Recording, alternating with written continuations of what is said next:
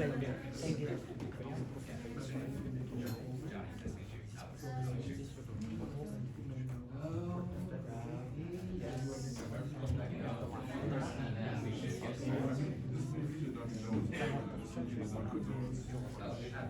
Hi everyone, my name is Nissan Gandhi. I'm one of the organizers for the event. Who else is still not able to run Jupyter Notebook? How many, like, just raise your hand so we can know, like, raise your hand if you need help with Jupyter. I can't hear you, you're not very loud. Okay, we'll probably wait 5 minutes. No, ask your question again. Jupyter Notebook, are you able to run that? The Jupyter Notebook. You're gonna have to speak louder because we can't Can't hear hear sorry. you here. Use the mic. Okay. Are you able to run Jupyter Notebook? The notebook? How should we open them online? Just type Jupyter Notebook and enter, it should start. It will just prompt you the browser and then it will just open up there. Keep your hands raised so that we can do our best. One of our volunteer colleagues, thank you, will be going around to try to give a helping hand. I don't know what you want us to raise our hands for. If you are still having trouble with Python install Okay, yeah. or Jupyter Notebook install, yes. Okay, a couple folks. Wait like 2 minutes. What do you think, Nishant? It's always a challenge to do it early, but we could probably just go We can get through started, yeah. the workshop and because By the again, time it's, they will come around. yeah, I can also do like intermission Lot of introductions. at the beginning or something. Okay. For the beginning, we'll just get started through the first like intro background set of slides. I can handle navigating. Hello everyone, thank you for coming to our second meetup. First meetup we couldn't host so many people. Use so the we mic, I can't hear you. Unfortunately, we do not have our. Can you try the microphones? Test. Test 1 2. Can you hear me? Yeah. Oh, I didn't knew that we had this thing around here all the time. Okay, again, thank you very much for coming for our second meetup. For the first meetup, we couldn't host a lot of people, so we continued with the same topic, and we got this nice spot here. Thanks to Microsoft for giving us this space and to host this event. Myself, Nissan Gandhi, I started this meetup group along with my colleague Alex Sook, who will be taking some of the classes. We also have volunteer Priyanka. She was a co-teacher in our first meetup, so this time we are giving chance to Alex Sook and we will keep rotating on that. Okay, we can go next. Yeah, so for this meetup, just a couple of things about, there are so many Python meetups you can see right now going on, and one of the observations which I had at the time was like, most of the Python meetups, they tend to like get people around and let them do what they're doing, or when the presentation night is like very extreme. We want to keep this meetup more like workshop style, where people can come in and learn in the workshop manner, like a classroom sessions, and not like come over around and like just waste 1 hour, 2 hours talking to people and not actually learning anything. So that's the whole purpose. All the upcoming events that we're gonna organize, all of them going to be the workshop style delivery lectures, where we're gonna hands-on teach new stuffs to the people, to the like whatever topic we decide for the particular meetup. So that's the whole idea about this meetup. We are all about delivering Python meetups, delivering the knowledge through the workshop style instead of letting people do their own thing. So that's the motivation for me to start this meetup, to teach people. And a lot of people who are just into teaching like to teach people, so they can come around and help us with that. Now for today's topic, this is like very introductory Python topic. So what we're going to cover today, as you can see here, introduction to Python programming language. We're going to talk a little bit about what is Python, what it can do, what it cannot do, and some things around, a bit of history and things around that. Then we'll go into all the Python fundamental syntax. This will be easy for the people who are already coming from coding background, but those who are first time, we're gonna keep it really simple and easy, step by step, so people who have never done the coding before can also follow those steps and learn through that. And going forward, control statement, this comprehensions and lambda functions, this is like stepping up a little bit, putting up more advanced content on top of one or the other. So let's dive into it.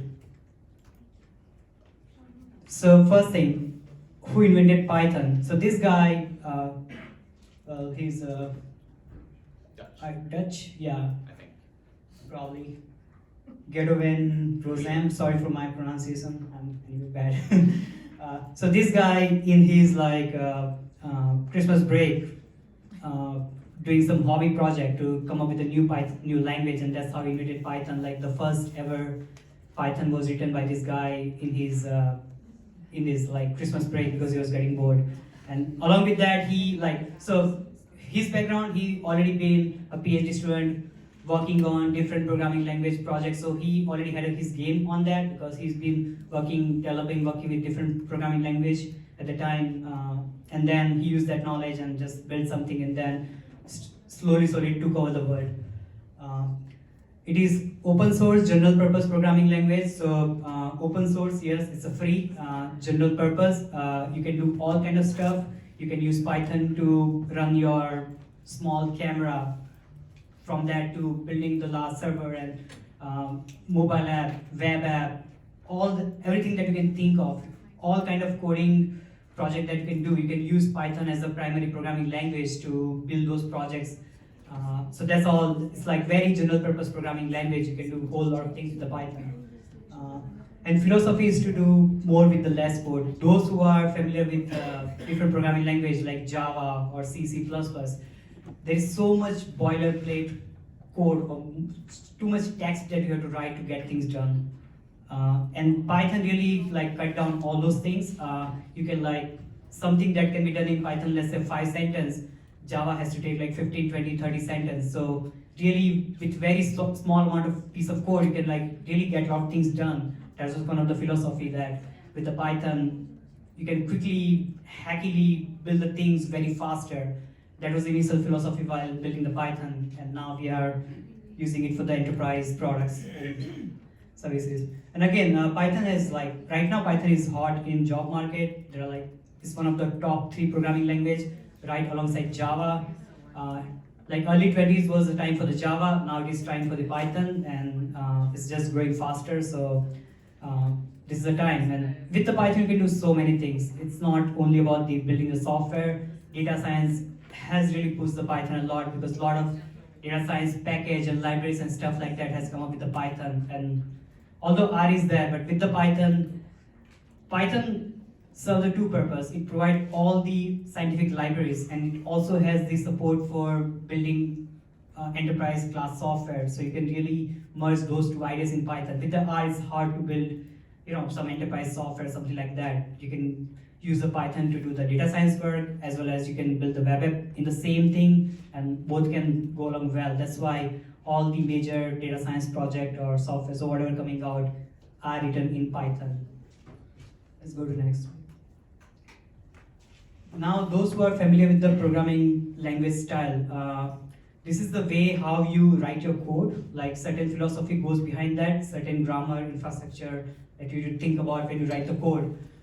Right now, there are 3 major programming paradigms. We can say that procedural. In the procedural, you just write line by line code, it just get executed. That is a philosophy.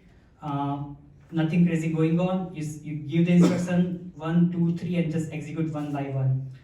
Second is object-oriented programming language, where you conceptualize your whatever entity you're thinking about into the object, and then try to work around that. Functional programming language is another paradigm.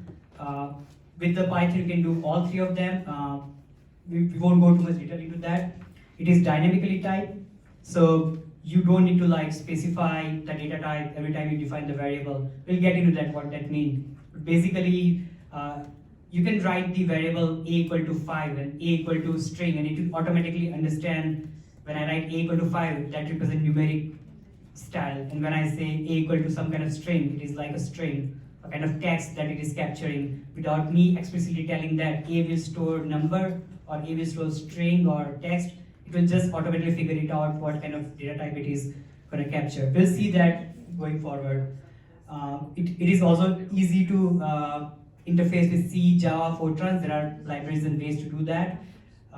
Also, there are multiple interpreters available. So Python as a programming language, as an idea, is implemented different programming language, and there are different kind of interpreters available out there. C Python is like the Python language implemented in Python interpreter, implemented in C language, and so it converts the bytecode that can be executed. Jython is the same for the Java.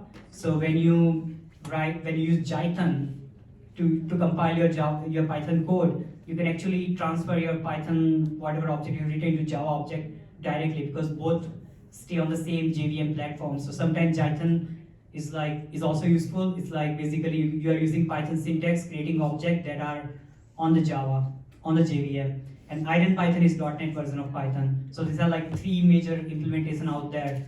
There are also multiple alternatives, but when we say normally Python, we are basically talking about C Python. That is Python's default implementation in C language that you guys have installed, that is distributed in general normally. Also, Python have moved from Python version 2 to 3. There are so many. So when Python started, there are so many like early decisions being made, and at the time when Python was designed, it was not designed very well thought out like a Java. It was like very hacky way to build something, and over the time they keep on building. Along the way, they've made a lot of mistakes in designing the language, and then they finally, when they know that now Python is the mainstream and it has to support so many things, they have come up with a new architecture of Python 3, and the push has been to making people go away from Python 2 and move to Python 3. Currently, the support for Python 2 has been ended, so there are no new security bug fixes, patches coming out of Python 2. So if your enterprise is using Python 2, you are really in a vulnerable stage because you have to have Python 3. Python 2 won't have any new security patches and stuff like that coming along. There won't be no support going forward. So that's why we pushed you guys to use Python 3. And yeah, there are so many nice optimization in Python 3. We'll probably make one lecture about Python 2 versus Python 3 and how to move that. Okay, so going forward. Now basically how you want to run the Python. There are basically two steps and optionally third step. First step is you choose which Python version you want to use. Vanilla Python is like C Python, the one that you downloaded, or you can go for Anaconda. Anaconda is basically like one package with all the libraries. So like instead of giving you one house, I will give you a house with all furniture, for fully furnished house. So Anaconda is basically fully furnished house where they give you like basic Python along with all the packages that you might need. So a lot of unnecessary stuff, but if you're a starter, you don't want to deal with installing package one by one, you can just install Anaconda, which has everything that you can offer. So this is just alternative version, like vanilla and full-fledged. IronPython and Jython, as I talk about, they are based on Java and .NET. Very rare use case for those two, but majorly we use C Python. So now we have this Python interpreter as a basic Python program. Now what we need to do, we need to somehow write the Python code and supply that to the Python program itself. So there are basically two ways you can execute Python code. First is called REPL, which is like read, evaluate, print loop. So basically when you type Python, Python will open up some kind of cell or command prompt where you can type things, and when you type, it just print the results. So that is called read, evaluate, print, and then loop. So Python cell doesn't require any installation, it comes to the Python. So when you type Python, you reach to the like Python cell where you can just type in and see the output. Second way is to using Jupyter Notebook. Jupyter Notebook is like putting up a UI, a user interface, a nice web-based user interface on top of your Python cell or Python. So that way, something that you can do on command line, you can really do very well nicely on the UI. So again, Jupyter Notebook also has the architecture or kind of design where you type the command, you press the enter or say execute, and you can see the output of what the Python is. These both are designed to like play around, or when you are building a software, you don't use them. This is basically when you are like just executing and seeing what is the output, playing with the data, like let me print the data, see what is going on, let me cut down, filter, just playing with the line by line. That's where we normally use Python Shell or Jupyter Notebook. When you're writing like proper industry grade software or trying to write some kind of software, you normally want some kind of IDE, so or some kind of script where you like write the whole thing into one file or multiple files and then push everything to the Python compiler. So instead of typing one line, seeing the output, you're writing the whole thing into one or multiple files and then finally say that run this whole thing with this one single entry point. So that is like you're writing the scripts and then pushing that to Python compiler to do that. So we are not going to do that. We're going to follow because we are starting to learn different commands and how it works and what is the output. We're going to use Jupyter Notebook here. We could have used Python Shell, but Jupyter Notebook is just nice way to see and store, and it's just nice way to get started in general. So that's why this is our choice. Now optionally, if you are writing the big Python program in multiple files, you want to use some kind of IDE or editor. So this will allow you to like type the code. This is like you pick the kernel, you pick your whatever execution mode, and finally you want to type your code, write your code. So either you can just open any of your text editor and type the thing, or there are like some very famous IDEs that are available, like VS Code, that is by Microsoft.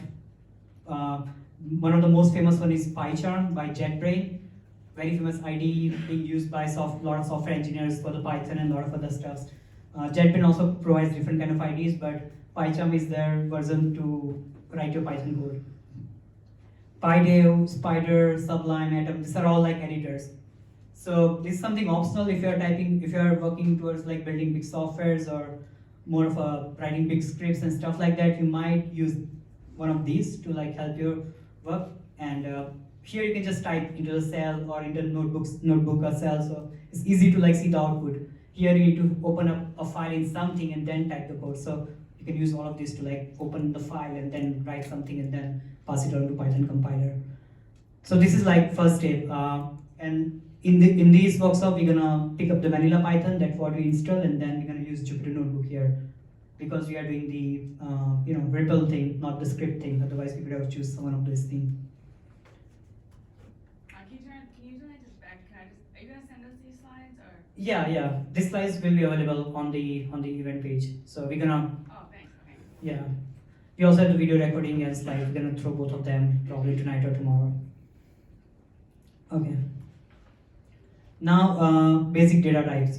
So those who are aware of or writing any kind of programming language, when you define some kind of variables are basically placeholders for your data, and you want to tell your placeholders what kind of data it's going to hold, and what kind of data. So what are the categories that we have that we can tell, hey, you can hold this kind of data. So first category is called numerical types, integer and float. Integer is just numbers, and float where you can store the decimal values. Boolean, true or false, positive, negative, all kind of like 1 or 0, a Boolean number. Boolean variable you can store is in Boolean type. Text type is basically string, any kind of text that you want to store. So you're gonna call that placeholders type as a str or string that will hold the string thing. Now these are very, very basic and like holding single element. Sometimes you have collection of data that you want to hold, and for that we have some kind of like collections style data type. First one is called sequence type, list or tuple. List is basically you can hold multiple data points or data items into a list basically. We'll see that it will make more things clear. Tuple is very similar. So basically they are like sequence type where you have multiple numbers that you want to throw in some kind of placeholder, you can pick list. Dictionary is like key value pair. Basically you're gonna have two pairs of values, let's say name, Nissan, or age, whatever. So they're like key value pair. So you can use something called dictionary to do that. And finally set. Set is also basically a collections, but there are no duplicates. So when I create the set, I can make sure that whatever element I'm going to throw into the set will never be duplicated. And if I try to throw the duplicate element, let's say I say set.add1 and then I say set.add1, you'll only have one element. So these are all the basic data types. We'll go into detail into each of them. Now let's start the real lesson. Over to Alex. Awesome. Thanks so much, Nishant.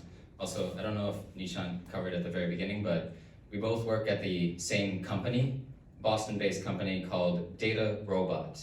Data Robot, we're automated machine learning platform, AI platform, end-to-end software tool. We both work as software developers, software engineers, and so we use Python literally day to day, every single day. Our platform is built like 98% in Python, so we're very familiar with Python, and we're happy to teach you folks.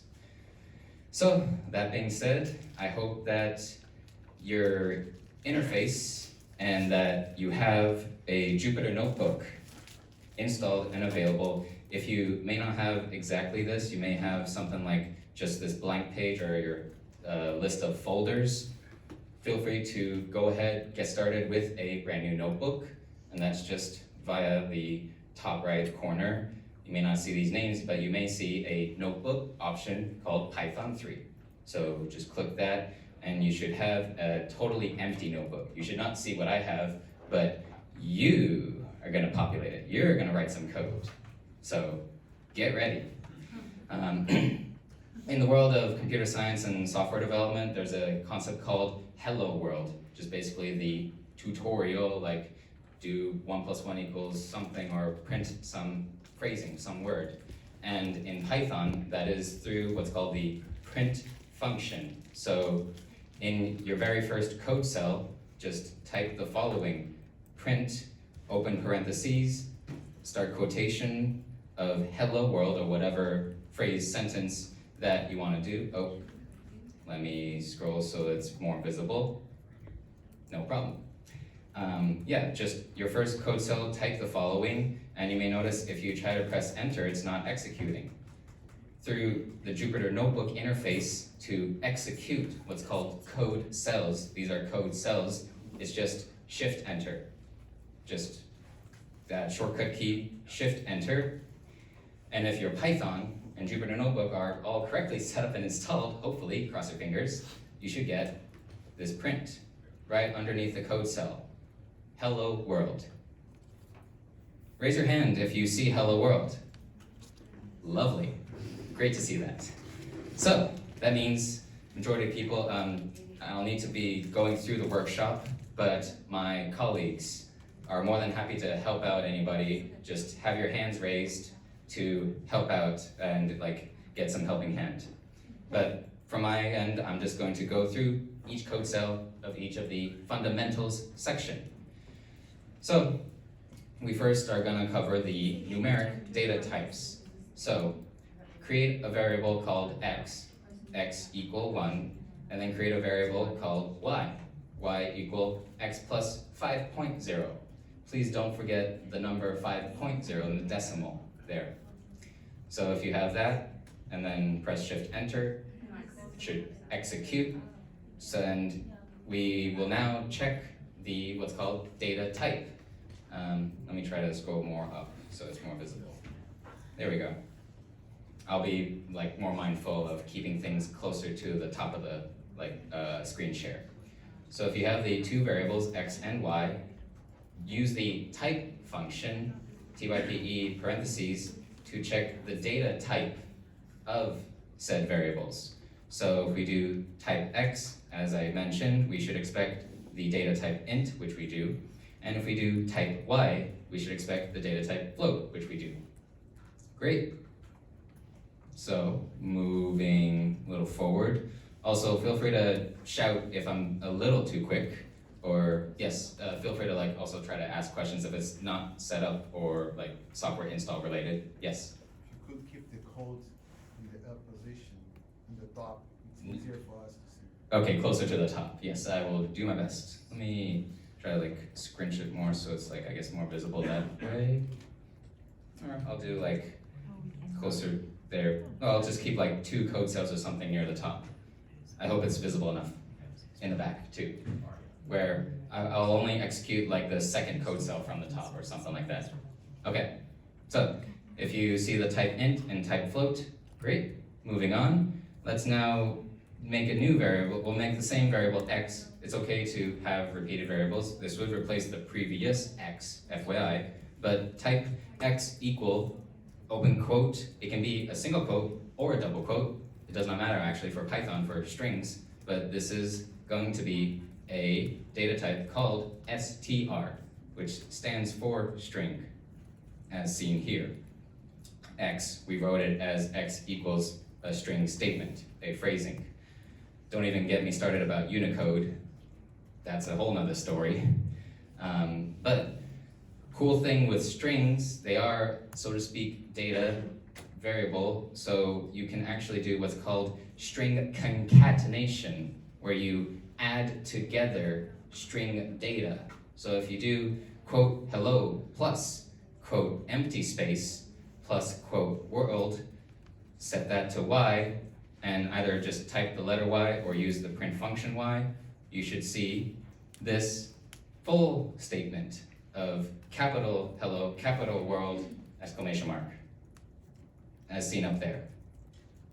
Hope everyone's got that. That's called string concatenation. You concatenate the string data. Now we'll do a little bit of user input functionality, which is just the simple input function. So if you want to have some interactivity in your Python cell or Python script or Python program, whatever, you can do, you can first ideally prompt the user with a question, with a print question, or you can put the string inside the input cell. But for the sake of just showing these two functions, if I execute this here, it'll be executing and prompting me for my name. Let me just put Alex, enter, it got that. So now that variable name equals, if we check the value of name, it'll be Alex, exactly as I typed it. So that's one such example of user input. In user input, the user specifying the value of the variable. And again, just print name does the same thing. The Jupyter Notebook code cells automatically do a print, so to speak, if you just have the variable name in the cell, like seen there. So, but you may use print function, print parentheses, many places for like debugging purposes. If you're actually doing software development, software programming, then you may use the print function itself to check values of variables as you're doing debugging, etc. Show raise of hands if so far so good. Everything peachy. I see less raise hands, but hopefully that's not too concerning. Again, I have my colleagues going around to help with any installs and so forth. If there are any questions about Python, syntactically or conceptually so far, yes, sir? Please go back one line. Oh, sure, yeah. Name equals input, but still no. Correct. Name equals input parentheses. Again, input function. You may think, is there an output function? Not entirely sure, but just use print. Print for the print statement. Yes, sir? I'm getting, it's running and not outputting, it's just caught. So here's another like tip about Jupyter Notebook and at least the Jupyter UI interface.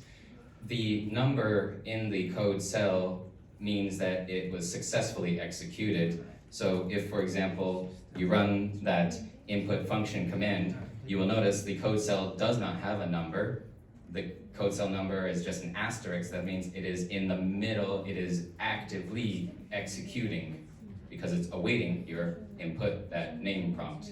I'll do Nishant, do that, type the name again, and there's Nishant. Okay, so far so good. Any other questions about the input? If not, we'll go right into the other REPL data structures and a little more advanced data manipulation of the fundamental data types.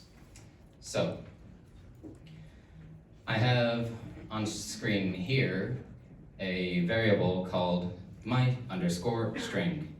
So, before continuing, there's this naming convention amongst the Python community of camel case versus, what's it called, snake case or something? Yeah, snake case, thank you. And Python community, 99% of the time, calls variables in snake case, using underscores for your variable name of spacing and so forth. Basically, I would highly recommend you do not call your variables something like capital letter, please don't. It gets quite confusing. Keep it simple, snake case. So, create a variable my underscore string, call it whatever you want. I said this is a Python tutorial, have that executed. Now, we're gonna learn indexing. Index that value for a given variable, such as the string data type. I'm just gonna show the output of this my underscore string, square brackets, value 0. This means give me the value of that variable my string at that 0th index. So Python is, the index starts at 0. So when I mean 0, I mean that very first value. So the value of my string 0 is the letter T, because it is this data, this character T is at that first element. So can we do a little further? What happens if we do what's called slicing?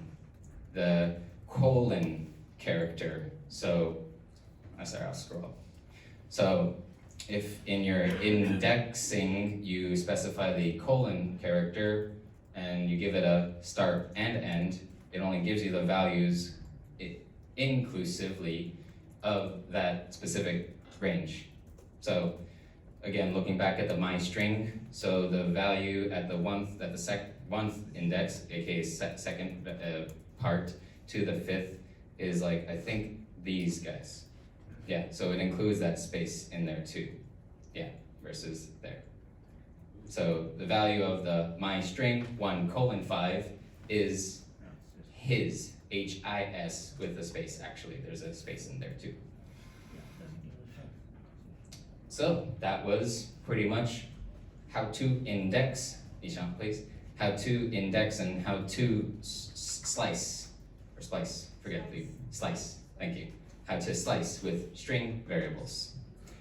And again, like I mentioned before, you can do string concatenation. So if you do the my string plus some other string data, you'll see that there's the my string value of this is a Python tutorial, but notice how there is no space between tutorial and the word and, because again, it's exactly whatever's in that value of that variable, my string, it did not have a space at the end, and this secondary string, it did not have a space at the beginning.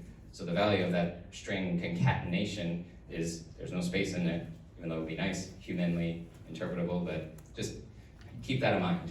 If you do any kind of string concatenation, adding strings together with the plus sign, the plus character. Can you scroll up for one second? Sure. The slicer indexing. When you say my string is and it's all in quotes, This is how the variable is declared as, like 16 and 17. yeah, code cell 15 is the actual variable.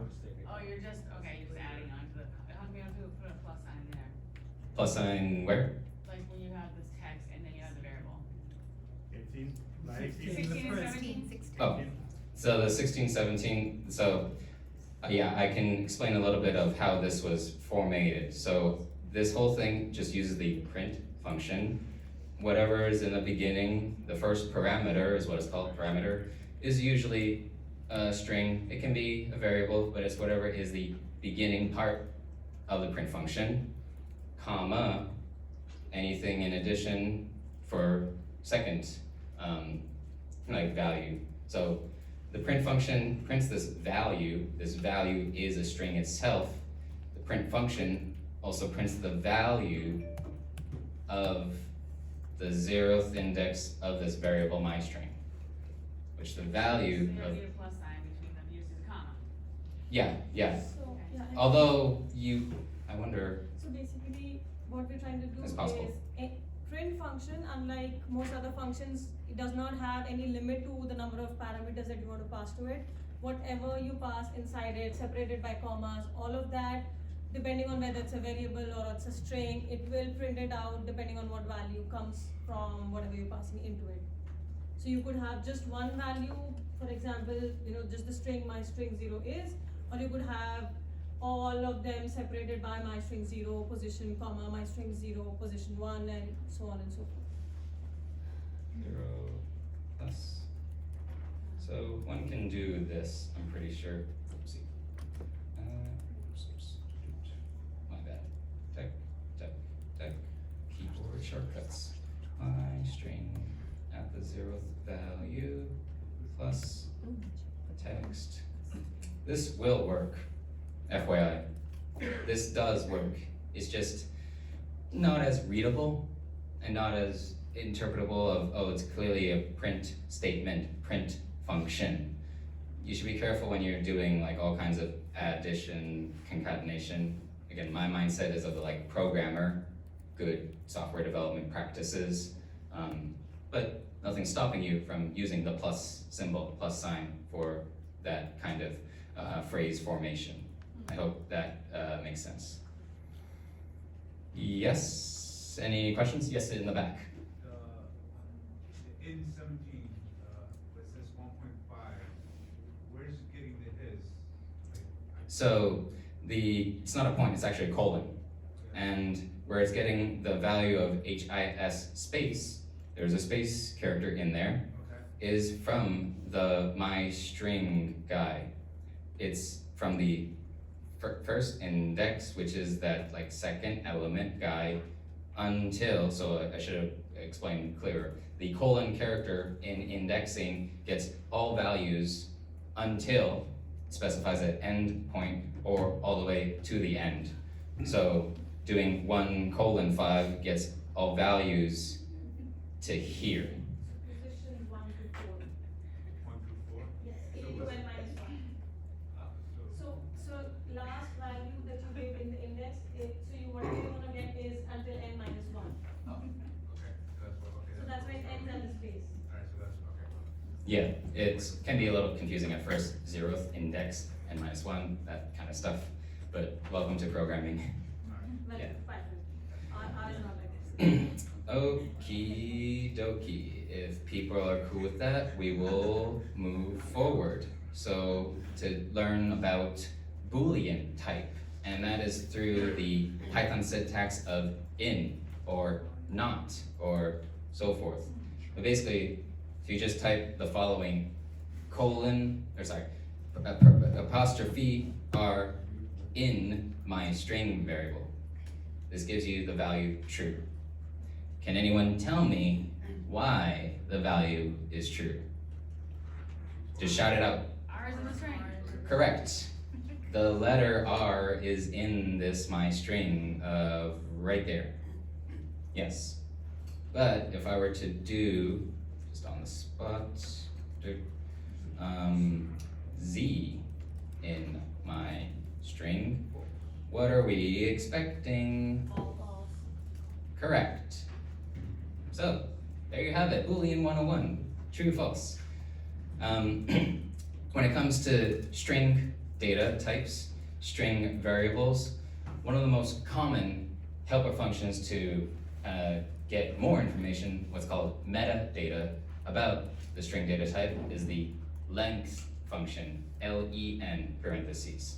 So length of that my string variable gives me the value 25. That is because back up there from that my string variable, there are 25 characters, including the space character. Don't forget the space character. 25 data types, data points. Yeah.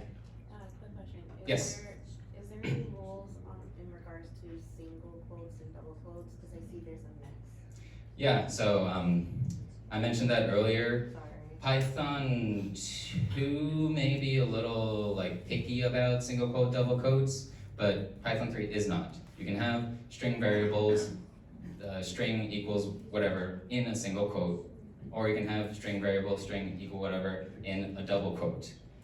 I will say my personal best convention practice is, we'll learn later, but keys, parameters, things like you see here, the John and Bill of like input data, so to speak, I personally like to have as single quote, because like, oh, just that data, that value.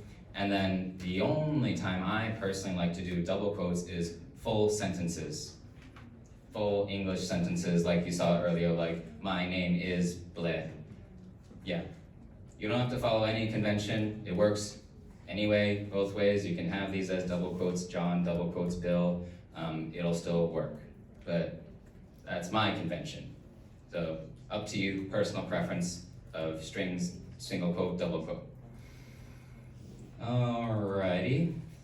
What I'm going to show you here is very handy string formatting function, which is the dot format function, and that is available for string variables. In other words, back up in the myString variable, that myString variable value does have a dot format function, but it's only actually used and implemented when you have what's called curly braces, these placeholders in the string variable itself. So before I execute this cell, what do you think this will output, the default order variable? Just shout it out. John, Bill, and Sean. Let's see. John, Bill, and Sean. Correct. The curly braces are, so to speak, placeholder. Just the placeholder parts for whatever actual data value is in that dot format function, which is the string data of John, Bill, Sean. You can also specify names in those, and even, as I will show here, positional order change. So remember, Python is 0th indexed, starting from the 0th index. So what do you think the value of positional order variable is with the 102 dot format? Shout it out. Bill, John, and Sean. And you'd be correct. So keep that in mind when you want to do a little bit of personalization, customization of the dot format string helper function. Personally, I like also the named param, where if you have name in there, I think it's name equals or something. Name equals, I wonder if this will work. Nope, it does not like keyword. Anyway, it's also possible to do the name like format parameter. I don't think you can mess with both at once, so that's why it was unhappy with my positional and named setup. But you can have name. It helps with like what's called log messages, logging, because again, we are software developers, we like to do lots of debugging, logging. It helps put all the like information in a string sentence come together. Yeah, hope that made sense. What do you call the dot format? Is that a method? It's Is it a library? how would you define it? It's a function. Yes, a function. You're applying function on the string. So there's a string, dot, and then function name, and then the second input parameter. I think the exact naming is class function, or like something like that. It is a function for sure, but because it's part of the string class, string data type already built in, I would personally call it a class function. Could you put the name version up again? It went away before I looked at it. Sure, yeah, it's incorrect. Let me fix it actually. Here. Here. Name order is name, number, format. We'll call it name equals, shoot, it's my last name, and number equals 42. Ah, okay. So it should run, and now I should get name order. So yeah, there it is. Okay, thanks. Name order, name equal type of format setup. where, yeah, so there are 3 different ways to do the dot format curly brace placeholder stuff. Empty, so it only does it in order of whatever shows up in the dot format input values. Or you can do positional 0, 1, 2 via indexed value, or you can do this actual variable name, the actual value name, name equal, number equal, you can call it whatever you want, ASDF equal, academia equal, as long as it matches with whatever's in the curly braces. Yes. Cool. So last couple things in this section, just again further showing the power of the print function. If you have big float decimal value of x equal 12.3456789, we only care about like to the, what is it, second decimal significant figure. We can specify the, forget the whole naming, I'm blanking now, but anyway, it just cuts it to that significant figure rounding and yeah, gives you that rounded value. It's through the F for float, and can't quite remember what the 3 was, but the 0.2 stands for the 2 decimal places. Yeah, 2 to the left, yeah. Pretty much.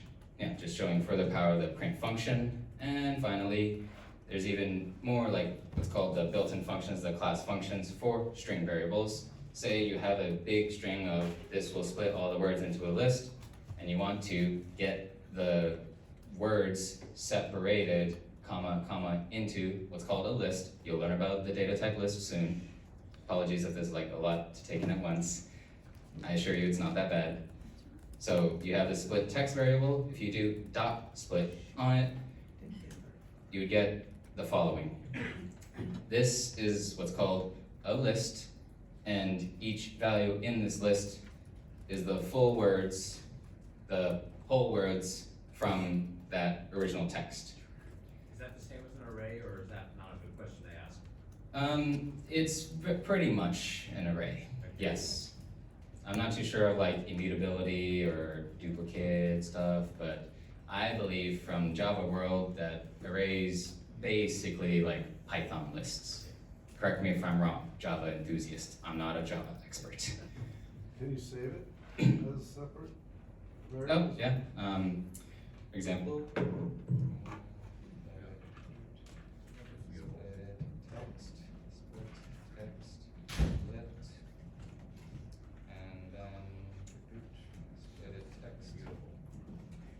Yes, you can. Cool. You can save it as a variable. And it is beautiful, certainly. Yeah, do the like dot split, but assign it. Yeah, the equal sign I should have said earlier. The equal sign means assignment, assigning to a variable name. So this splitted text variable is the value of dot split, which is, yes, that splitted list. Standard Python has all the lists are mutable, like you can change the list element, the variable itself, you can add element, remove element. So all Python lists are mutable. Second thing, they can hold any kind of like the mix of data types. So right now you can see that all these elements are like a word, like a string, but it can have mix of words and numbers. We'll see the examples going forward. Problem with the Java is like arrays in Java, they're like limited to data types, unless you provide like object, which is like bigger class of the all kind of data type. Otherwise, typical when you say that create array in the Java with int, it can only hold integers, and you probably have to like tell Java what kind of element you want to hold in the list. In the Python, you don't need to do that. It can hold multiple data type of elements in the list. Yes, and you can even have what's called nested lists, and all this list understanding will come in subsequent section ASAP. Yes, sir. So if I wanted the 4th word in there? If you'll learn it. Okay, good. You're getting ahead of yourself. You'll learn it. That's what you're here for. Learn Python. So, how are people feeling? A-okay? I pretty much planned this of like just going straight to the end. It's not that extensive or bad, but if you need to like go out for a restroom or a drink of water, feel free to. But if not, then we'll just continue forth. More fundamentals understanding. Remember the input function. So input function prompting me to type in a value, and I gave that x equal input. So the value that I wrote there, 1, 2, 3, will be assigned to that variable x. But note that what I typed was a string. So when I check the data type of this x, it's actually a string, even though I wrote the numbers 1, 2, 3. It was a string 1, 2, 3. So sometimes you do, even though Nishan mentioned that, oh, for lists, you don't need to worry about like having the same data type in that list. Sometimes you do need to do some data type checking, especially if you really are expecting an integer or numeric value. So yeah, even you can check the value of x by printing it. It is string of those numbers 1, 2, 3. So how can you circumvent this? There are data type wrappers. There is a int parentheses wrapper. There is a str string wrapper, float, bool, etc. So I just copy pasted the same one from above, but wrapped it around the int wrapper function. So it'll still prompt me to enter number, exactly like the input wants me to. I type in number, and when I check this data type now, it is correctly int, exactly as I wrote, int. Yeah, since we're on the spot, what if I just do that? Invalid, because I forced and specified that int wrapper. So because of that, it is expecting to be a valid int data type. It failed on there, so let me get back to good state, type, lovely. And just again, further cementing that like type work, if I were to do this without that stir wrapper, it is unhappy because that x variable is for sure an integer, numeric value, but we're trying to do print statement, string statement. You can't concat, add together a stir, not int to not a stir, but basically just force it to be str, string. Yeah. When in doubt, especially when it comes to these print functions, just stir all the things, put stir everywhere until it's happy. Yeah. So just moving forward, getting to some data structures. Yep. Up there? Or did you want further back up? Yes, a little further. And I think. yeah. For this one, which is the input function, but wrapped in a int data type, int wrapper. Yep. So far so good. Anybody need me to go back? If not, I'll just go straight into fundamental Python data structures. The first being what's called tuple. How do you create a tuple data type value variable? It is with the parentheses function. Oh, more parentheses, but this time it's not a function, sorry. It's just parentheses character. Parentheses character is one way to create this tuple, my tuple, and it would output, let me just output down below, my tuple. Yep, it would output the values of that tuple, 1, 2, 3. Technically in, I think maybe it wasn't in Python 2, but parts of Python 3, you don't need the parentheses characters, you just need the comma separators. You may wonder, why is that okay? One big thing with tuple is, correct me if I'm wrong, Nishan, but it's immutable, where you can't change the values. It is exact how it is assigned, how it is declared. So yeah, you can get values, you can like see what the value is, but you can't remove or you can't modify in place. Yeah. So from this my tuple variable, scroll up. In this my tuple variable, there are values integer 3, float value 4.6, and a string value dog. You can actually assign each of those values, again, the correct separation of commas, to specific variables themselves. So setting a comma b comma c equal to my tuple, what would the value of a be? Number 3. What would the value of c be? The string dog. because that's same as A equal my tuple at index 0, B equal my tuple at index 1, so forth. I'm just showing you that, oh, you can do all that A equal, B equal, C equal in a single line. Python is nice that way. You can kind of scrunch a lot of things in single lines. Okay, Can you go up a little? yes. So when you assigned my tuple with these 3 values, did it overwrite what was in my tuple already in the previous Correct. line? Okay. Yeah. So you You can can't have same overwrite, name but you variables. cannot modify an element, but you can overwrite the whole tuple. Yeah, because you're making like brand new variable. Okay. And you don't really need the curly brackets or single brackets. Parentheses. Parentheses, yeah. When it comes to the tuple data structure type, yes. But in the second my tuple, you didn't. I did not, and it's still accepted. Okay. This, my tuple, if I do this type, it is type tuple. Even though it was the non-parentheses way to do it. Yes, what's up? So I set my up correctly, so 52 is correct, but when I got down to 54 to call it, it said that mine was undefined. Did you have the same letters or same spelling? Correct. Nishan, could you take a look at, if you don't mind? Why ABC? Because I called it that. So you call it anything. And, Of course. And then, ABCs are just variable names. and it's just assigning a value within that value. Yeah, So it, A equals 3, yes, which 3 is part of my tuple. yes. Okay. The values of the 3, the 4.6, those are from the my tuple. Right, and then you're assigning more values to it. Assigning to the A or assigning to B Within that. from right, the values of my tuple, yeah. Yes, and last question and then I can move forward. Yes.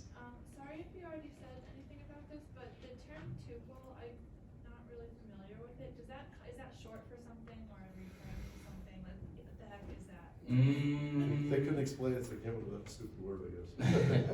Like float is floating point. Floating point, yes. Unfortunately, I'm a little rusty on my Python fun facts, so. So it's like you pick a part of a list to be this special thing called a tuple. And it's not a list, it's treated differently, you can't like break it up the same. Right, where it's like fixed and, yeah. It's like you can't access all the points in it like you can a list. You have to, you can't, well, if you take. You can see- Does the index thing still yeah. work, that one down there you're gonna do, does that work the same? Yes, this would give the value of 3. I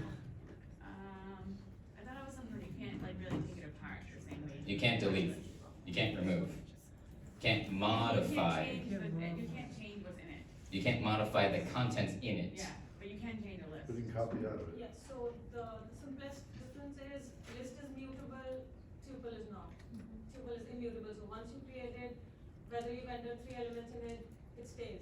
If you created it with 5 elements, it stays with 5. You cannot do it 6, you cannot do it 3. But you can copy out of it. You can copy out, well, so to speak, where assigning that retrieved value from that immutable set, yeah. You can see, you can view the value and then assign that to whatever you want. But you can't modify the actual my tuple elements itself. Hope that kind of makes sense. So yeah, there is a Python syntax command called del, just delete.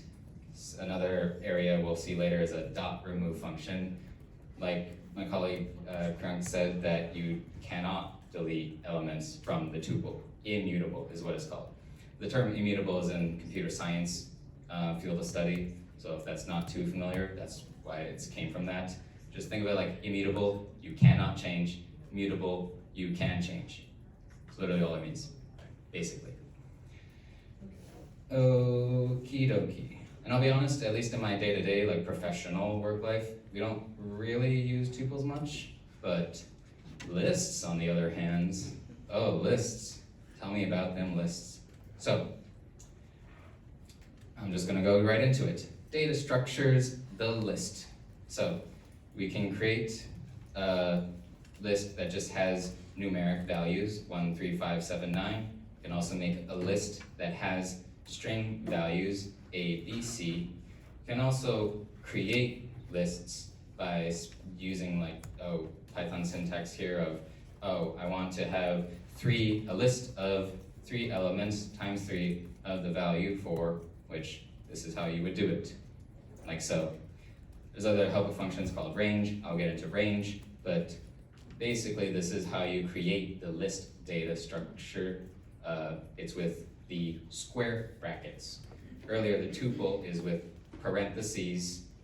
It's good to like keep that in mind, but list is square brackets. So I hope you created a my_num list and a my_char list, because we're going to be using those in the following commands. So I'll give you guys some time to write that out before I execute the next set of commands. So far so good.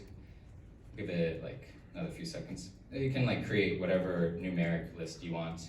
Give it like 1, 2, 5, and whatever my char list you want, A, B, C, or something like that. Question for you, what's 4 times 3 mean if it's still 4, 4, 4, like? So What's it doing that? Repeating it. this itself is a list, Right, the square bracket 4, right. and I'm multiplying by 3, it creates 3 elements, a 3 element populated list. Interesting. Yeah, can be a little finagly, but I just wanted to show you that it's possible. So I don't want to do it, but I could do like my num list times 3. You would get this exact sequence of numeric list 3 times. So you see 1, 3, 5, 7, 9, 1, 3, 5, 7, 9, and a like 15 length list. But let's just check it out. So we'll concatenate, just add together list with list. My num list plus my char list. What would we get? A big old list of 1, 3, 5, 7, 9, A, B, C. So exactly as Nishan pointed out, you can have a list with multiple data types. It's very powerful that way. Yeah. So moving forward, we will now do a little bit of list manipulation, data manipulation with the mynum list. So hopefully you got a mynum list variable. Let's do a what's called extend, dot extend. Don't know where I put a dot append. Oh, dot append's down there. Dot extend changes the value of my num list with the input of whatever in the dot extend function, and it returns none. So if I execute this, it doesn't return anything. But if I check the value of the variable of my num list, it now looks like this.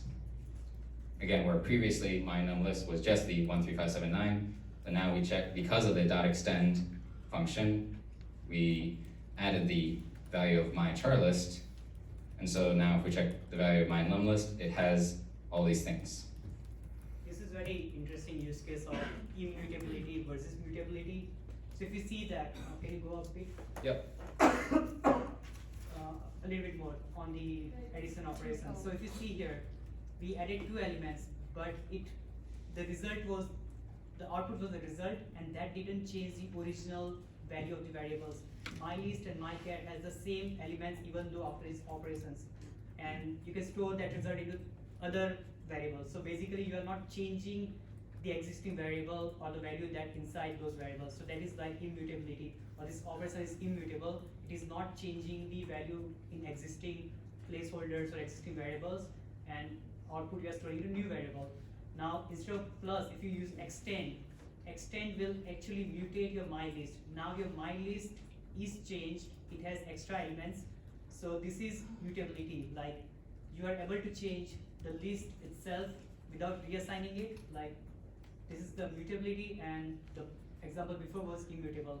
You can do mutability like you have list.extend as a way to do that. You don't have tuple which can like say tuple.extend. You can't do that because tuples are not they are not mutable. You cannot mutate the same thing. So anytime, so when you like, there are use case where you want to preserve the original variables and get the output and then go ahead with that is without changing the original variables. You do plus, otherwise you do extend. When you do extend, you don't need to like return or store result anywhere else because you are changing the whole mylist itself. You just type mylist.extend and result is within the mylist. Instead of if you want to contain the result, you have to like create one more variable saying that my result list equal to list1 plus list2 to get the result out. Yep, this is the example of immutability that you can do with the list and not with the tuple. Indeed, pretty much. So that dot extend actually changes the value of that variable myNumList. And so we check the value of myNumList. It is this whole big list, my output.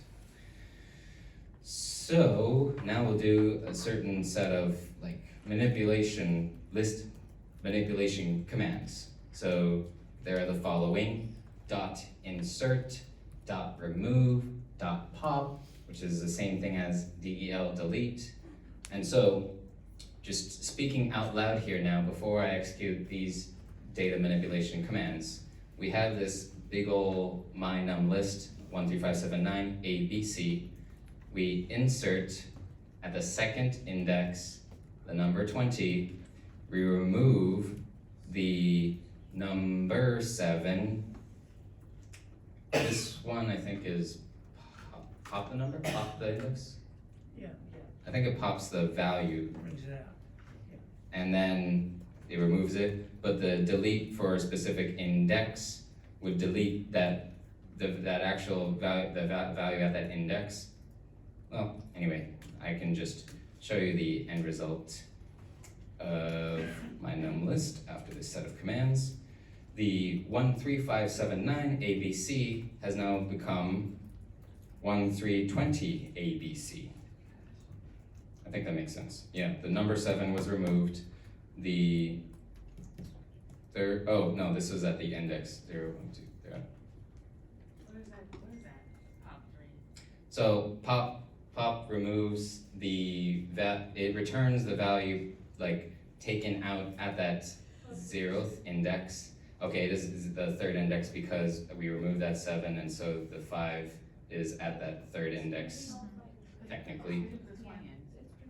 Huh? You put the 20 in the second index, so you put it over the 5. Yes, but we did remove a value, so we removed the value 7, and so the size of the list did change. And yeah. Is that gonna remove all 7 since there are several of them? I think dot remove may remove all instances. I could be wrong, or there could be specific specifications in the dot remove function, but trying to keep it simple. The dot remove does not output anything, but it does change the value of the myList and removes at that specified value. Pop, it does return a value. It returns what was removed, which for this case, the number 5 was removed from the list at that 3rd index, pop 3.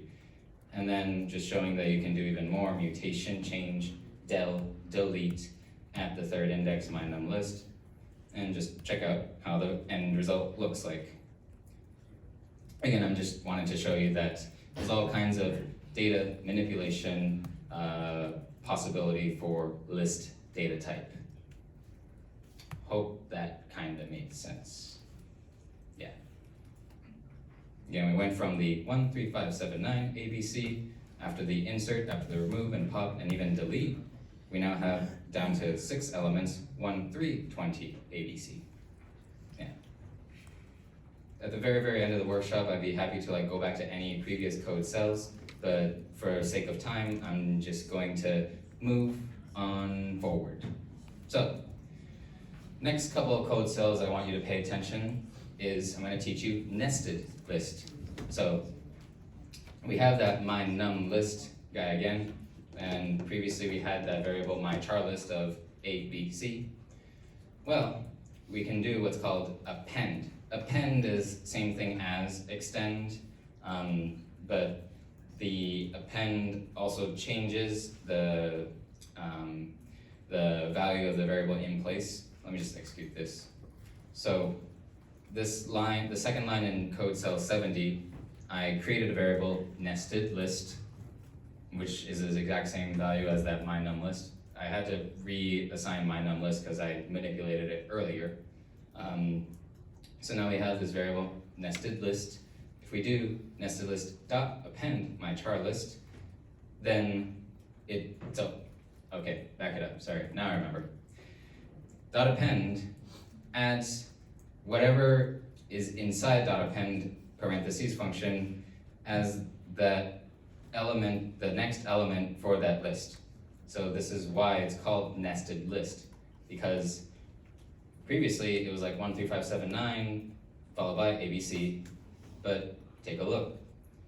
This is not what we saw before. This is now a nested list.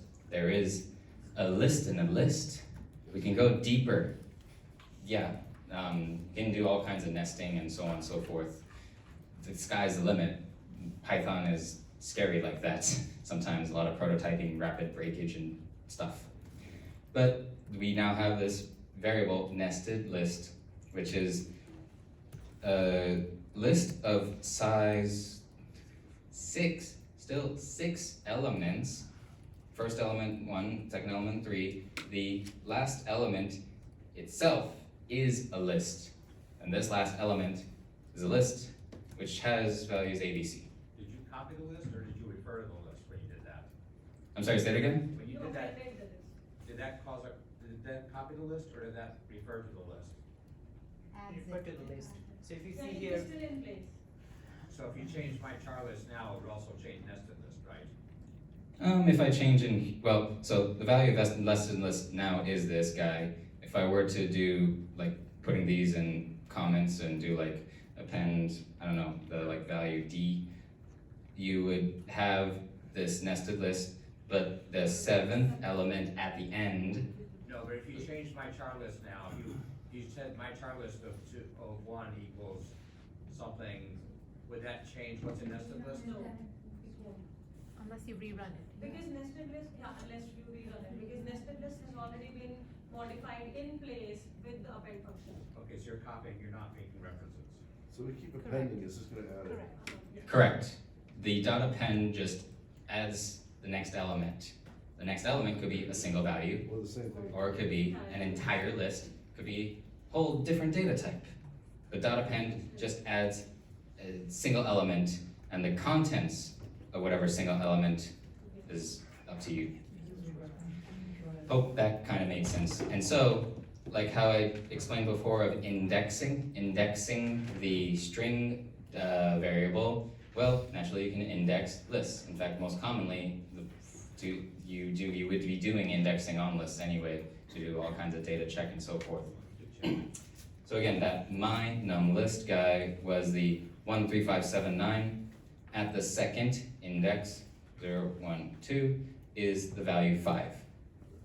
Hope that is pretty clear. My num list at the second value. Well, what is my num list at the fifth index? Should be the last. And at that first element, the letter B. Does that make sense? So this is the contents of nested list. 5th index, 0, 1, 2, 3, 4, 5.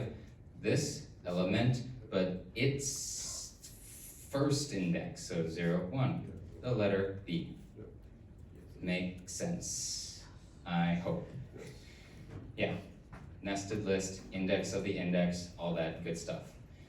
Just showing you some more of the power of the indexing. -2, the minus is from the end, from the last element. So if it's -1, it would show the very last element. So actually, new -1, it would be that minus list. Yeah. Anyway, from the last element, each negative value would be the second from last or third from last, that sort of thing. The colon, don't forget the colon was slicing, so you can get a set of values, range of values from that variable. You can do 1 colon, which gets all values until the end, so there's no specified stoppage point, so it gets until the end. or get all elements until a certain stoppage point, colon 3, and it would just get those values from the beginning. And of course, just similar to the is the letter R in the my string, you can check Boolean of values or even characters in the list. So the number 2 is not in there. I think it's 1, 3, 5, yeah. So is the letter A in there? No. Is it? Yes. B, not. Yeah. A is not in that num list because it's. So it'll even look for a nested list.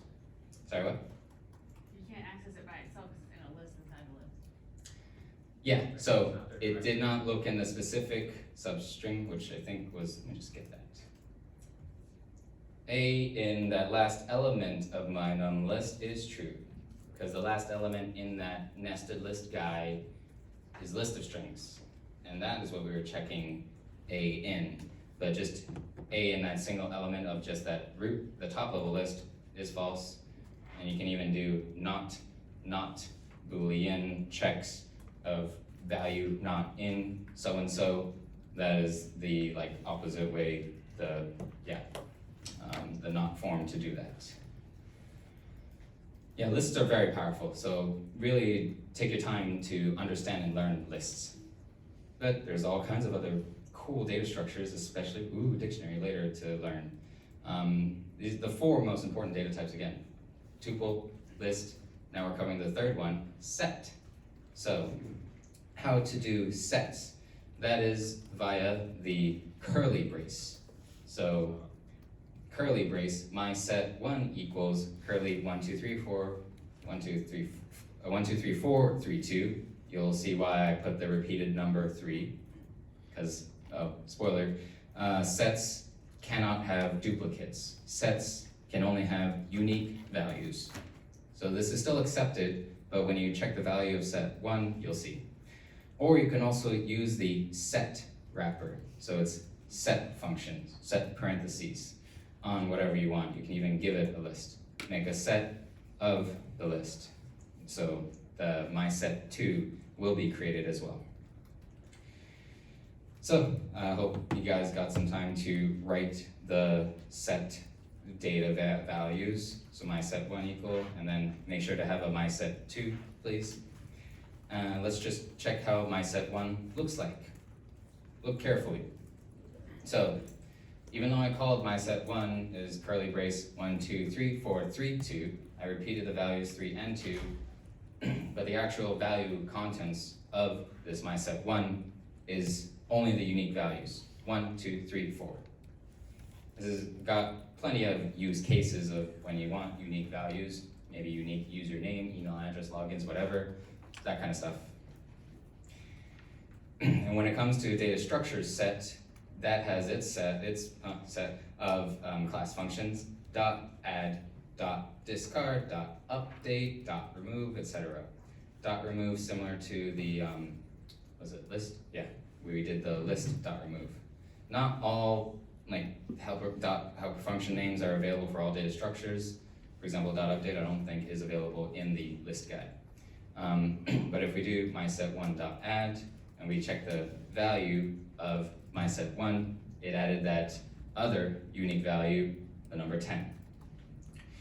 If we do my set 1 dot update, that is most likely expecting multiple values. So going in there and update the my set 1 there, we should now see remember it only has the actual values of unique. So the 4 that I put in that update part, that didn't matter because there was already a 4 in the my set 1. So it only actually brought in the number 20, the number 30, and added it to the my set 1. Hope that makes sense. There's also discard, so dot discard. I think that discard is the value. Yeah, the value 4 was discarded, just removed, deleted. Dot remove may do this. Oh no, I think dot remove, I just want to show that there does not exist the value 4 or that key error because it was already gone. Is this only valid for numbers or? No, it can be strings. So that's actually why, well, actually this was a bad example since I only put numbers, but yes, it should be able to have strings, set of unique strings. So you can have like first name or the last names and so on and so forth. Other audience question, who here has a math background? Show of hands. Not too bad turnout. Great to see you guys. If the word set sounds familiar to you, then you may be been exposed to set theory, Venn diagrams, or XOR, ANDs, and so forth. And that functionality is in Python as well. So if you have like certain unique elements of my set 1, and you want to check the overlap, aka the OR between the my set 1 and my set 2, there is the I forget this name of the character. Vertical bar character. Pipe, thank you, yeah, I forgot my bash. Pipe character, which stands for the OR operation for these data structure set for Python. If you want and, so I guess OR was like the all, either or. The and is like the overlap in the Venn diagram, yeah. Wow, my math is rusty. But anyway, my set 1 and my set 2 only gives the value 2, because that's the only value that's in both my set 1 and my set 2. Yeah, set theory.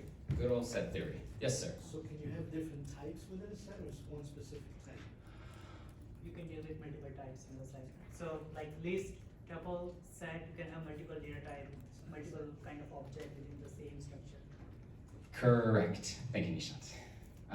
You can do minus, that's sort of like, oh, if there's like similar elements or like removed elements. Can't remember the like full definition of it, but yeah, gives these values, 1, 3, 10, 20, 30. If you try to add, you can't. That's an unsupported operation that you would do something like dot update or dot add. You don't actually you would not actually use the add plus symbol syntax for that.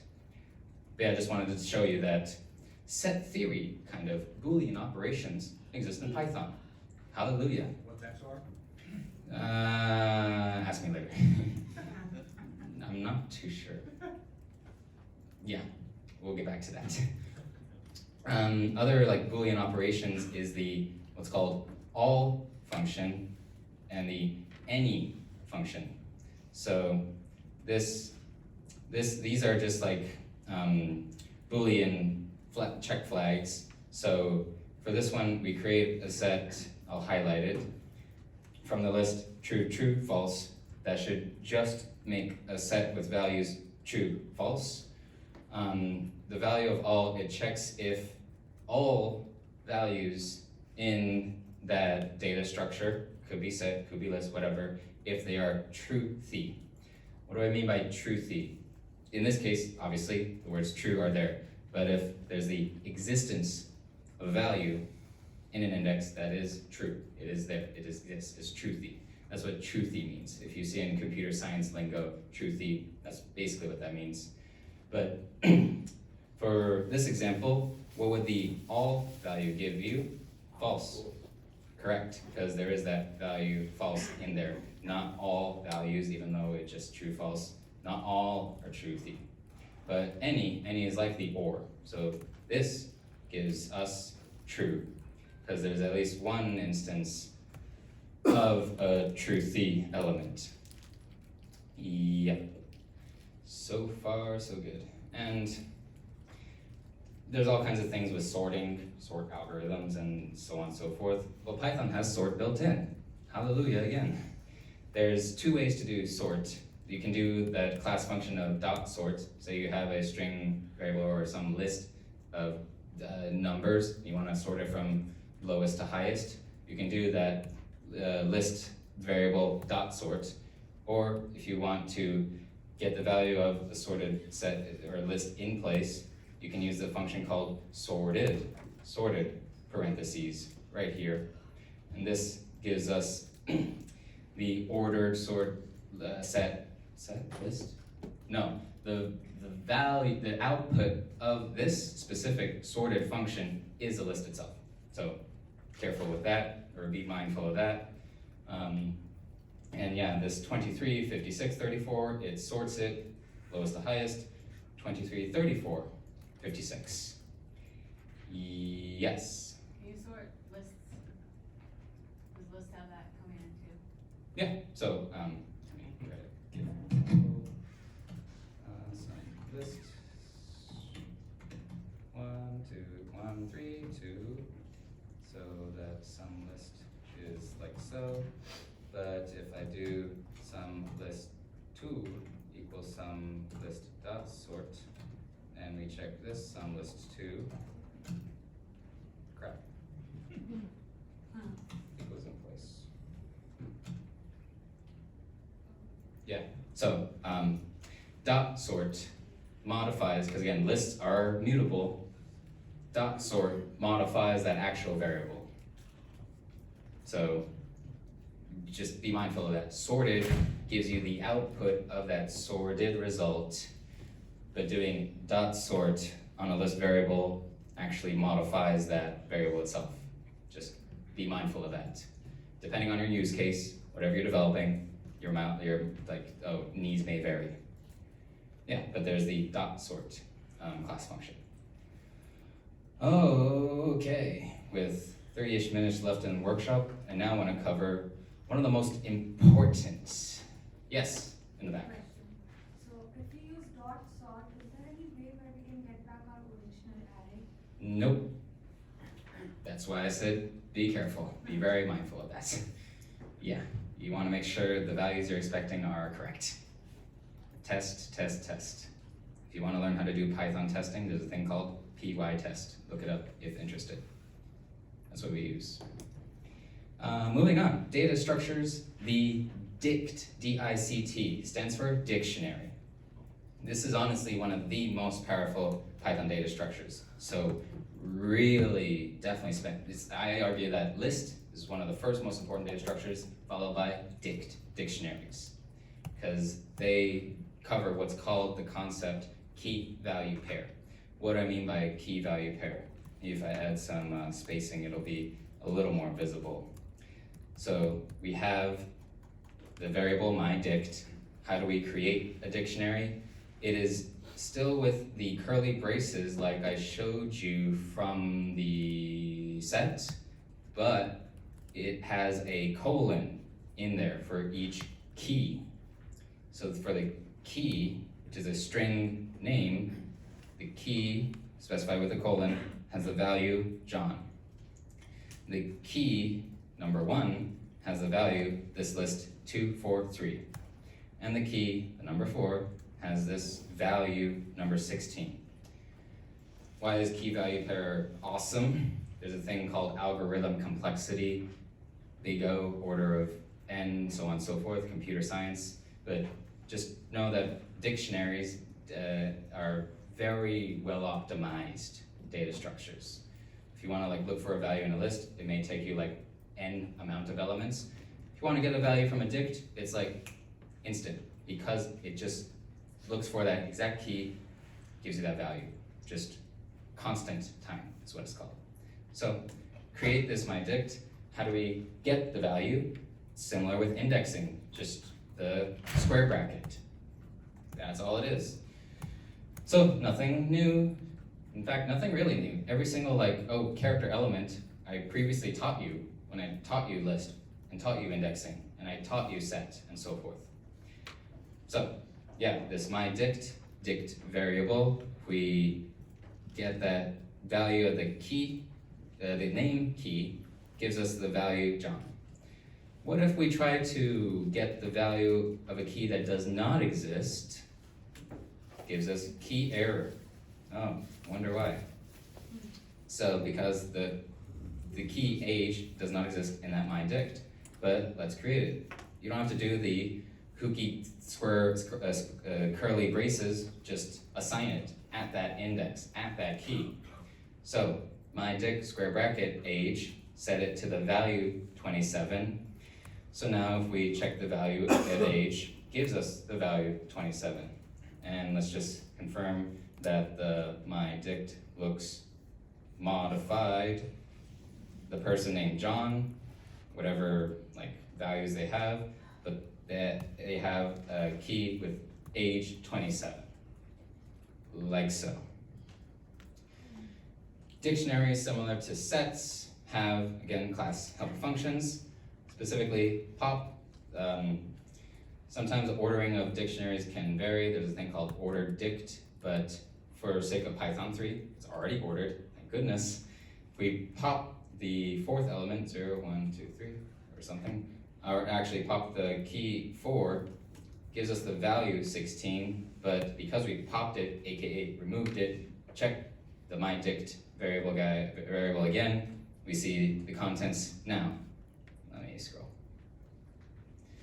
Previously, myDict had name John, 1 with a list, 4 with a number, age with a 27, but we popped the key 4, gave us the value 16, but as popped, it was removed, so now these are the contents of myDict. So you can pop age?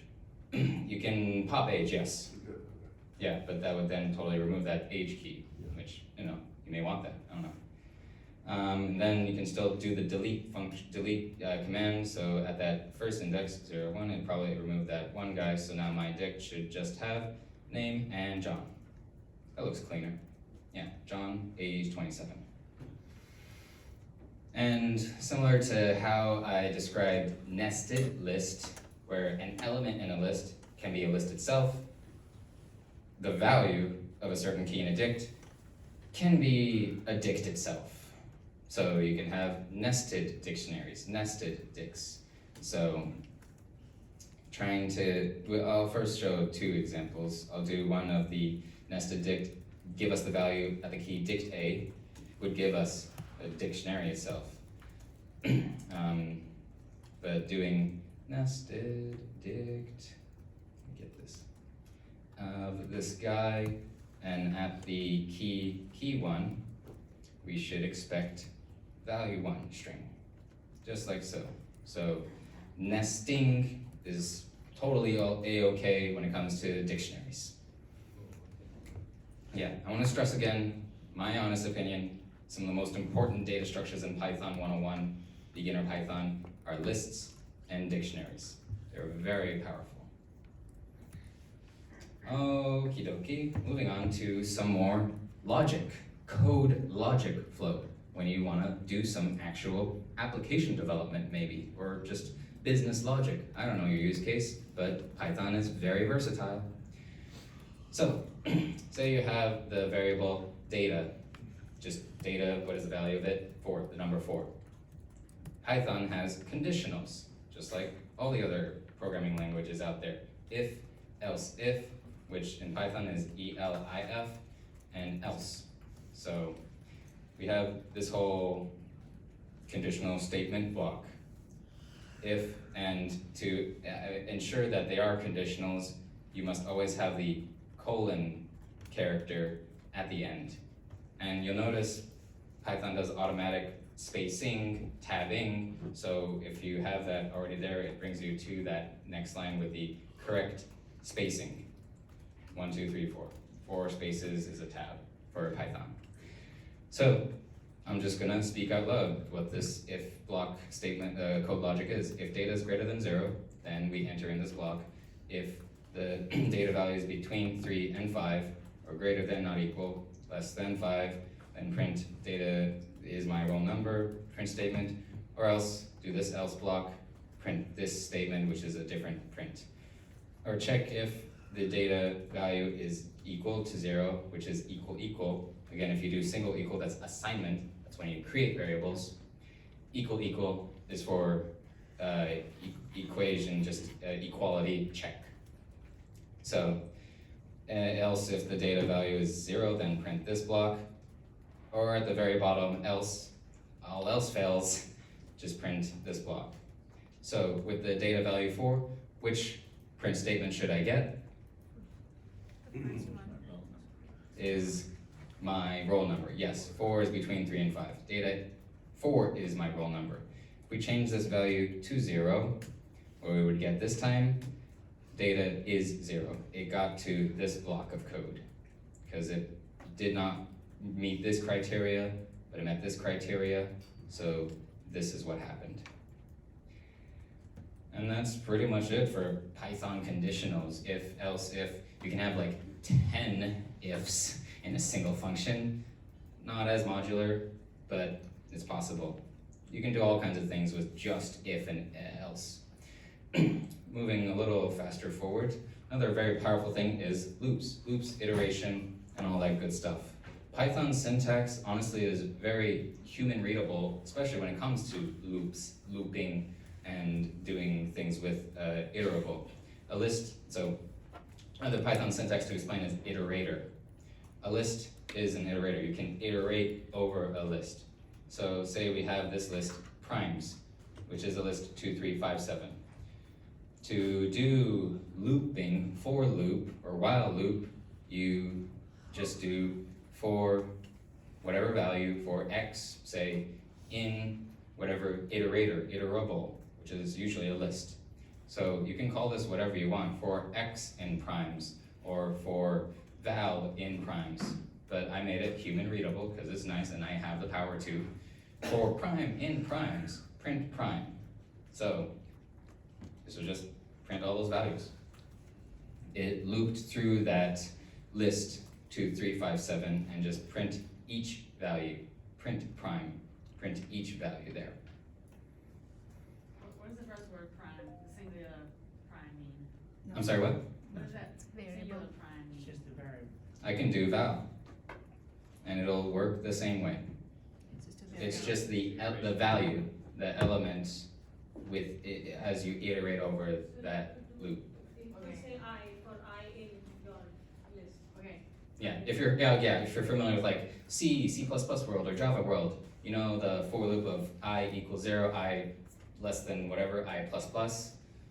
That stuff is like out the window. You don't have to really worry about specific syntaxing. You can call it whatever you want. As long as the variable name of in whatever is correct, you can call this, x in primes, print x. And it all works fine. Human readability, yep.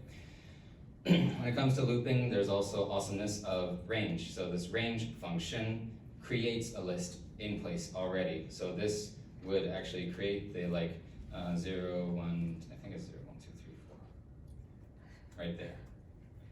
And print that. So range is another very versatile helper function to just make a very simple list, usually like from into each value, singular value, and just go over that. You can also specify like starting point, end point, range from 3 to 6. So just print those the 3 elements from that range list, 3, 4, 5. So I'm going a little quick for the sake of time. Then you can also specify like step points where you can have a range list but from 3 to 8, but step 2 values or have increments of 2. So 3, 5, 7 is possible there. And then there's this guy called while loop. While, you should be careful because it could be like CPU intense depending on what you're doing. But while just executes whatever's in there until this while condition has terminated. So when we increment this count variable starting from 0 and until it hits the value 5, this will still keep on while looping. So that's kind of the result of the while loop there. Yeah. Yes? I have one question. So for the for statement, if I'm using it with a list, Mm-hmm. like if I have a list with a variable n, Mm-hmm. and I say for I in n, Mm-hmm. will it be taking the elements of the list, or Yep, it will be taking the elements of the list. so if I want to take the number, like whatever the length is, then I have to use the length function? Correct. If you want to get the length of that list, you have to use that helper function len. But Length. sometimes I get an int error because of that, type int error, so like I use for I in length n. No, so the output of that len function is just a single value. Gives you the length of that whatever list. So if you have an n list of 5 elements, you do length.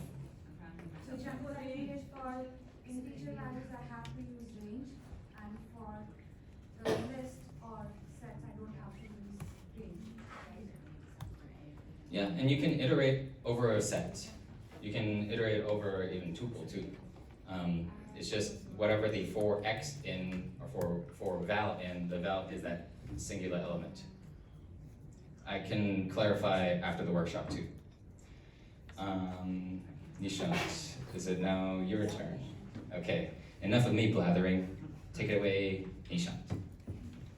Hi, so this is like last couple of steps that I want to teach you.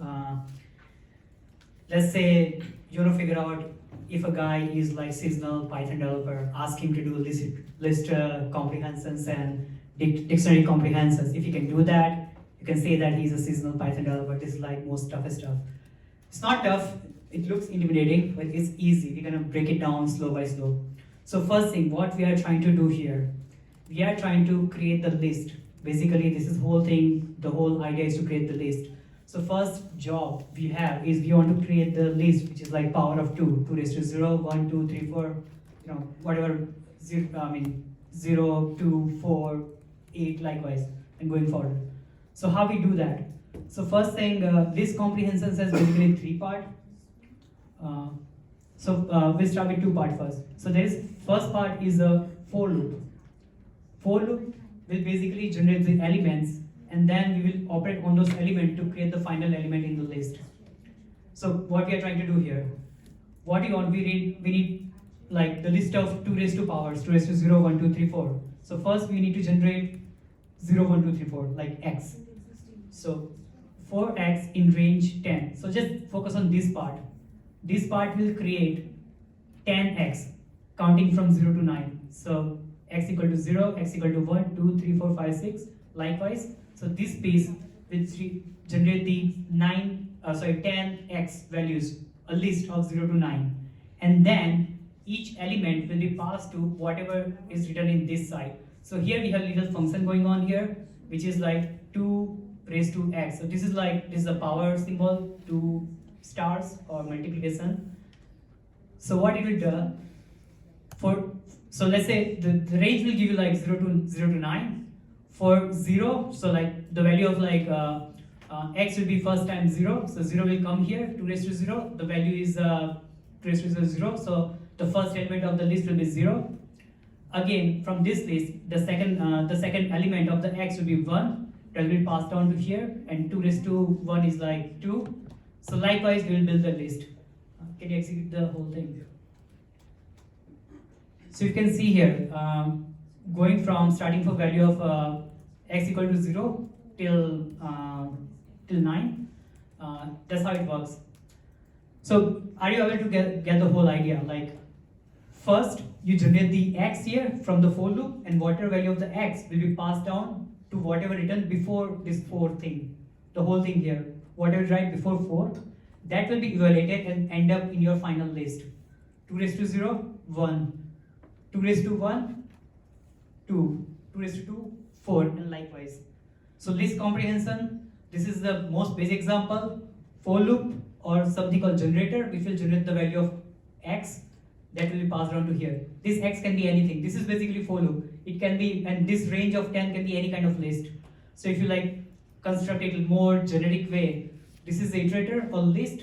Each element of the list will be taken out from here into the x, and that will be processed, and final output will be generated here.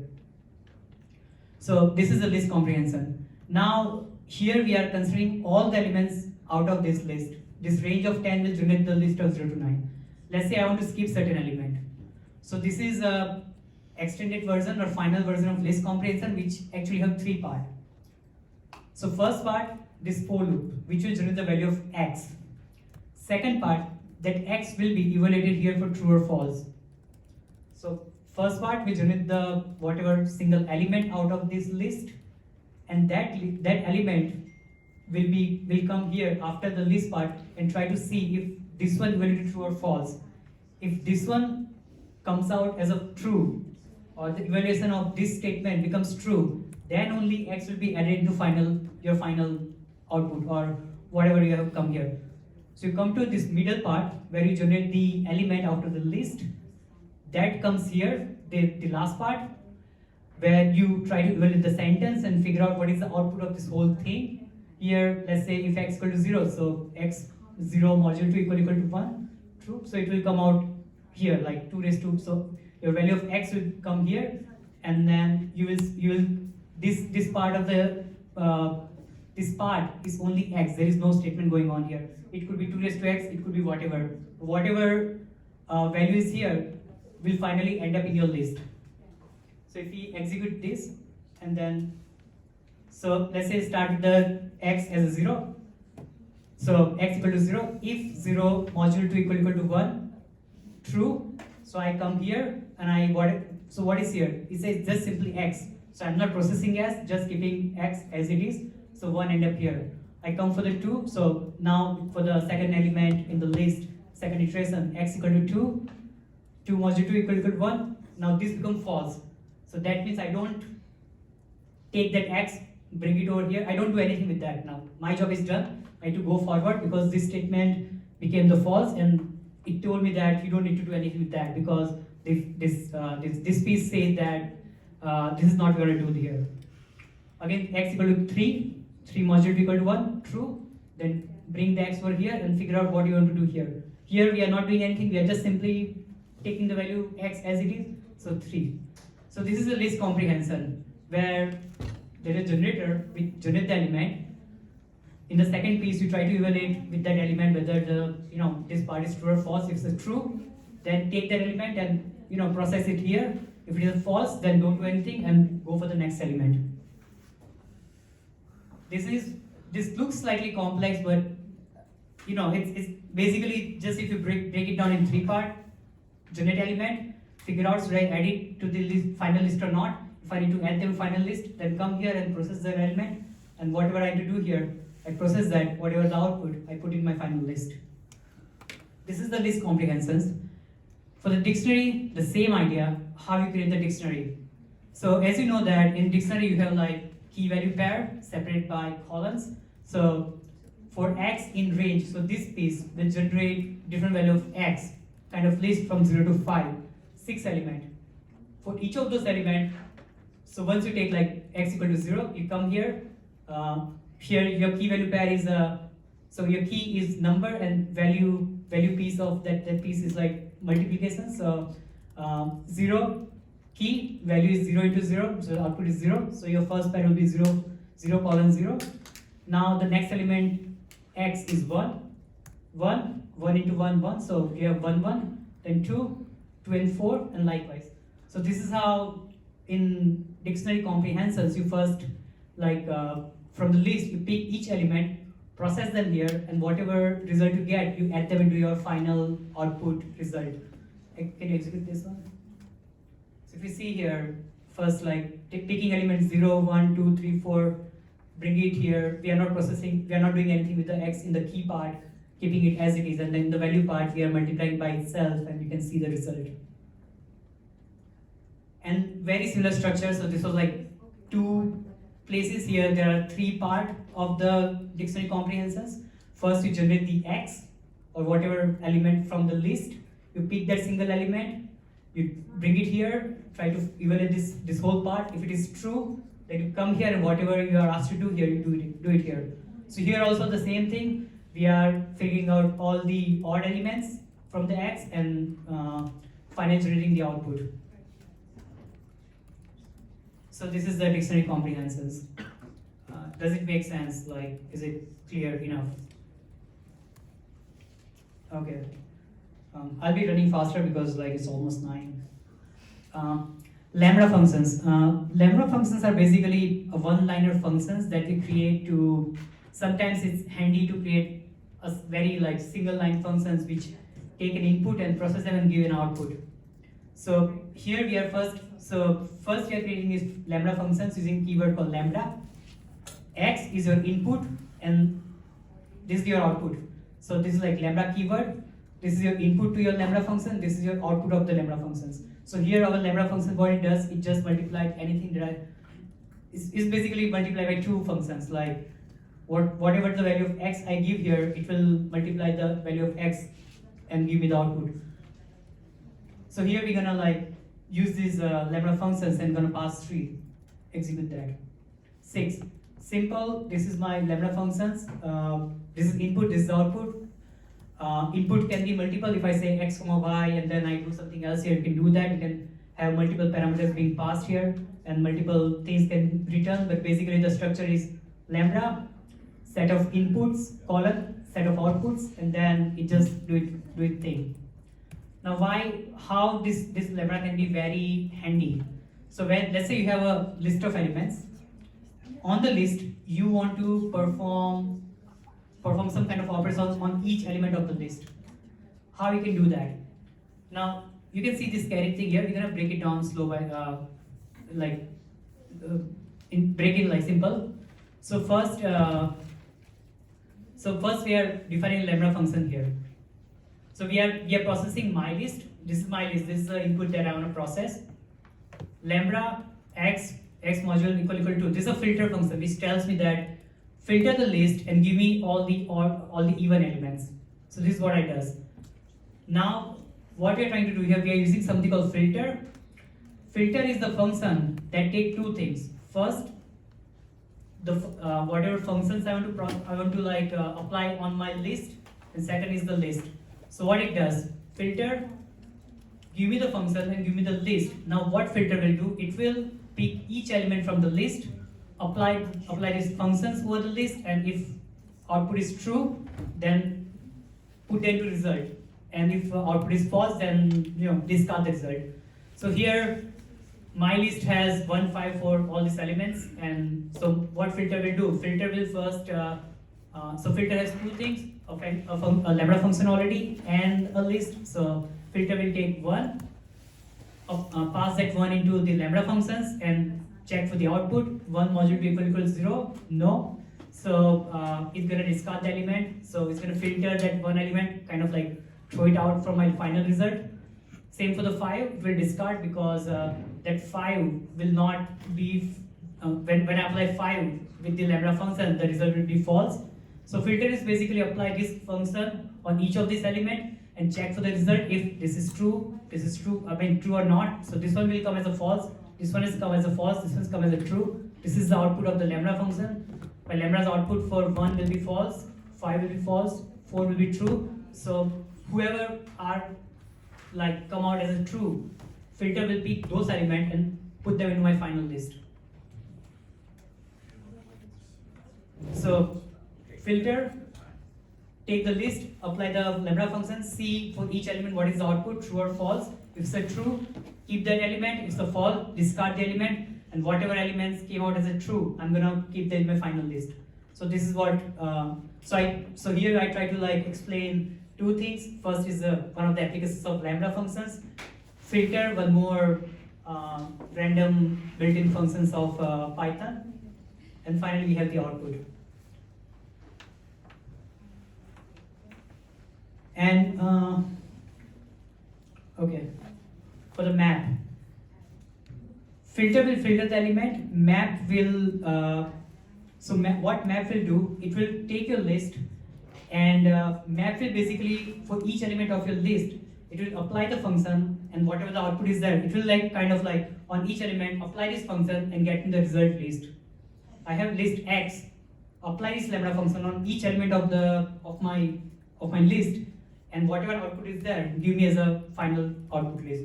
So what we have in mind is like 4, 6, 8, 12, and what map will do, apply this function on each of the element 4, 6, 8, 12, and whatever result come out, that because map will like basically translate your transform your element X into some kind of Y, give them as my final output. So can you execute this one? So here if you see here, so our basically lambda function is multiply by 2. So for each element we are applying this multiply by 2, and whatever result is there, we are getting it out as an output result. So map is basically transform your list into something else, and how it will transform using this function. Take each element from the list, apply the function, whatever output is there, put it into my final result. So that is like transforming your x into y through the lambda function using map. This is, so filter and map, they are kind of like coming out of functional programming paradigm. So these are like concept of functional programming. As Python is capable to do that, we have this inbuilt function to do that. Hopefully this makes sense. I think that's all for the coding part. Thank you very much. We can go to the final slide. There are only a couple more slides left because it's now the end. We just covered all the technical workshop pieces. If I may. Yeah. Now that you know the fundamentals, try some suggested problems at home. For example, we can create a rename.py tool, bulk file rename. This tool could prompt the user to specify a directory to rename a large number of files to whatever is specified. You can just do some creative thinking of how you would use data structures to build such a tool. You could create a quiz application. This is nice practice for some game theory, game design work, and even command terminal message work and user prompting. Or you can also create an expense tracker PY application. This could be a software tool that keeps track of whatever logged in user with their set of expenses and maybe do some data analysis. Such a more advanced exercise application would allow you to teach you some databases, some data manipulation, data frame data analysis, maybe using a Python library called pandas. That's an actual name, pandas.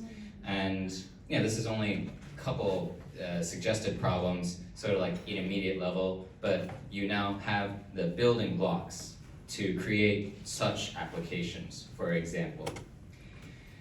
Here are references that we used tonight for the workshop at the Microsoft Nerd Center, some from Microsoft themselves, Program Is, and realpython.com.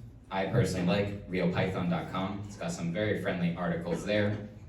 Again, these slides will be sent out to the group later.